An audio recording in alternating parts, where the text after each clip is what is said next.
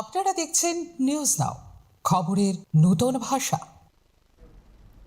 যুব সমাজকে দক্ষ, দায়িত্বশীল এবং নেতৃত্বের গুণে সমৃদ্ধ করে তুলতে এনসিসির বার্ষিক প্রশিক্ষণ শিবিরের সমাপ্তি ঘটল এক বর্ণাঢ্য অনুষ্ঠানের মধ্য দিয়ে।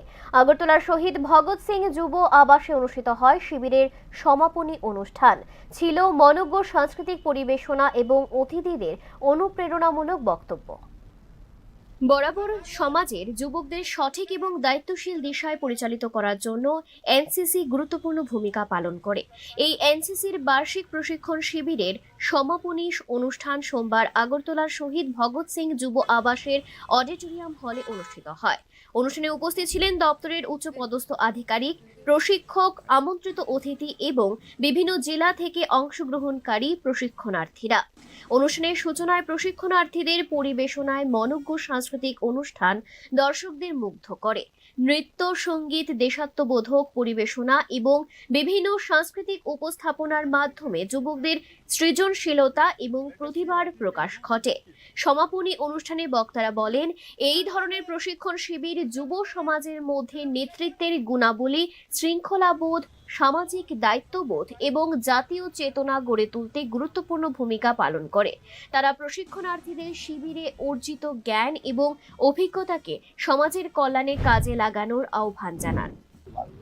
फर्स्टली ये एनुअल CATC कैंप बोलते हैं वो हो रहा है, जो 10 दिन का कैंप है। 550 बच्चे अप्रॉक्सीमेटली इस कैंप में हैं।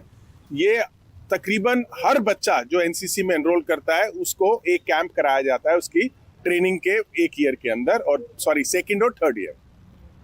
इस मकसद सबसे पहले बच्चों को discipline, secondly unity, third nationalism, fourthly जो खराब आदतें हैं जैसे ड्रग्स, जैसे एक्सेसिव यूज ऑफ मोबाइल, इन सब से दूर रखना, और लास्टली आपस में एक दूसरे के अंदर दोस्ती बनाना।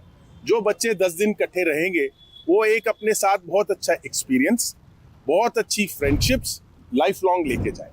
অনুষ্ঠানের শেষে সকল প্রশিক্ষণার্থীদের শুভেচ্ছা এবং অভিনন্দন জানানো হয়।